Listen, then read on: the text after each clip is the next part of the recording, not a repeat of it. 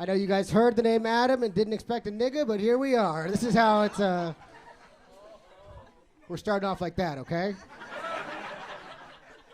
I like having the name Adam and being a black guy. It's like my little bit of white privilege. It's pretty nice. I get it. I like it. I understand. You guys are looking at me like, white privilege? What are you talking about? I have 3 brothers. Their names are Menelik, Tinsai, and Fasika. And my name's Adam, so. It's even weirder because I'm the middle child, so I don't know what happened there. I think my mom had a crush on Adam Sandler in the 90s. And, I like being a black guy with the name Adam because it allows me to teach you guys about the Bible. You guys get it? It's cool. I don't know if you guys know this, but Adam was a black man and Eve was a toxic white lady who ruined his life. That's the story. They don't explain it correctly. It's all about the context clues. The story is about ribs and homicide. This is fucked up, people, okay? Jesus. It's basically about a white trash interracial couple in St. Louis. Instead of Cain and Abel, it's Cain with the K and disabled. Those are the kids. It's a different thing. My brothers, their names are that because we're Ethiopian. Any Ethiopians in the crowd? There never are. It's fucked up. They love comedy. They hate comedy shows. It's crazy. I like being Ethiopian. A lot of people don't know about Ethiopia. Ethiopia is the only country in Africa to never be colonized. So to your racist grandfather, suck it. You know, it's like, hey. I did 23andMe to confirm that statistic. My results came back 99.5% Ethiopian. DNA so pure, Angelina Jolie called me up herself. I was like, okay, let's get naked. Let's do that. Call my ass the womb raider. I'm in there, you know. I don't even really like comedy that much. I just want to get like real rich and adopt like 3 white trash kids from Gary, Indiana. What's up? The tables have turned. Adopt, don't shop. You know what I mean? I like being Ethiopian. My brothers, we're going back to Ethiopia this next month for a wedding. And I'm excited. I've been before. When my parents asked my brothers when we were younger, they're like, do you guys want to go to Disney World or Ethiopia? And we were like, Ethiopia! And then we got there, we were like, ah, damn. All right, where's the McDonald's? What is that smell?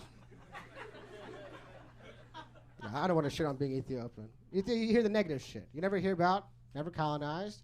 We have beautiful women, excellent food. I have 5 cousins who went to Harvard. And it's crazy that we could accomplish all of that and your parents didn't give 50 cents a day. Isn't that wild? I mean, think about how much farther it would be. You guys saw the dogs and you were like, let's give the money to the dogs instead. Is that too serious? Is that too honest? All right, enough about the Africans. Let's make fun of you white people. Boo! No, I'm fucking around. I like you white people. You guys are good. I studied white people in college, so moving to the Midwest, kind of like grad school. And I'm learning a lot. I'm from the Northeast, so I used to think that the key to a white girl's heart was a trust fund. Come here. Turns out, just a little cup of ranch. A little cup of ranch. It'll go a long way with Emily, I promise. I got a cup on me right now. You guys think I'm fucking around, man. I might go after this, go get a drink, put a little dab in my wrist, a little dab in the neck. Kathy walks up, she's like, oh my God, your energy. I'm like, it's that Hidden Valley, girl, you don't even know. I got buckets of this shit back home, let's get it cracking. And I learned all I know about white guys from the greatest show in the history of television, Jackass. My grandmother couldn't speak English, and she loved that show. Something about watching white guys kick themselves in the dick made her smile a lot.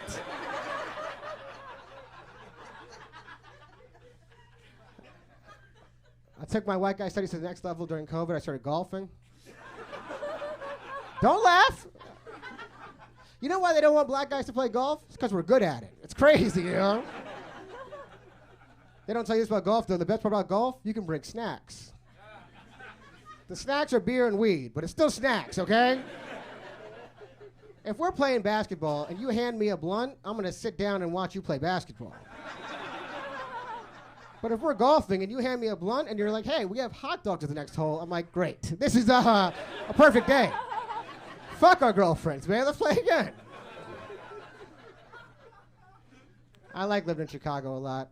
I've been here about 4 years now, and I still answer the same stupid questions for my friends back home. Oh, my God, Chicago, the shootings, the murders. Have you ever seen a murder? I'm like, see a murder? I do murder now. That's easy. It's called traffic.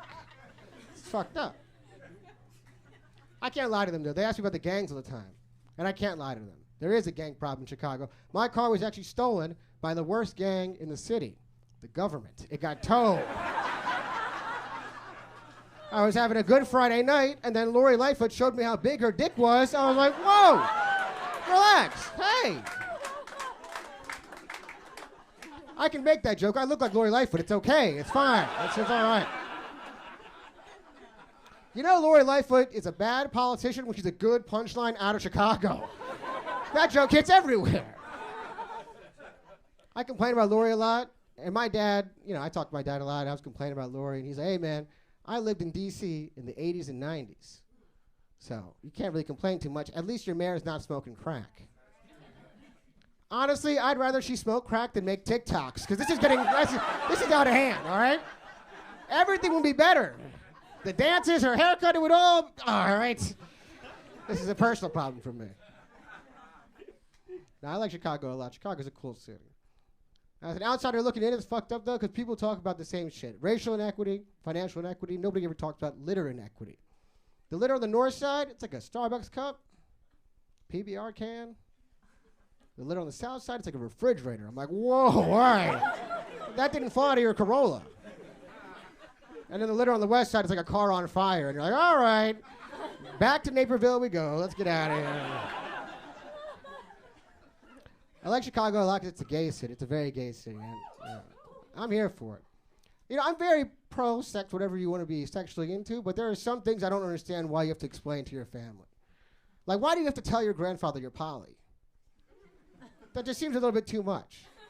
Like, my mom knows I like women, but she doesn't know I like to choke them. I kind of just keep that down.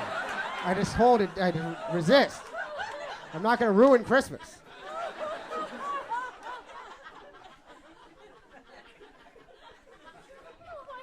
Chicago is a very gay city, though, and I like it a lot.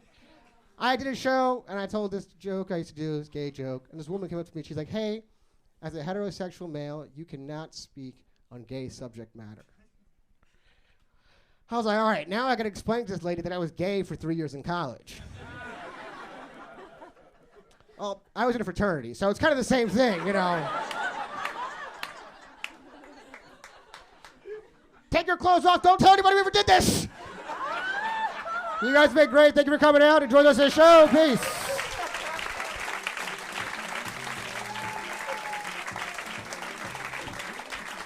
Adam Adis. Keep that going.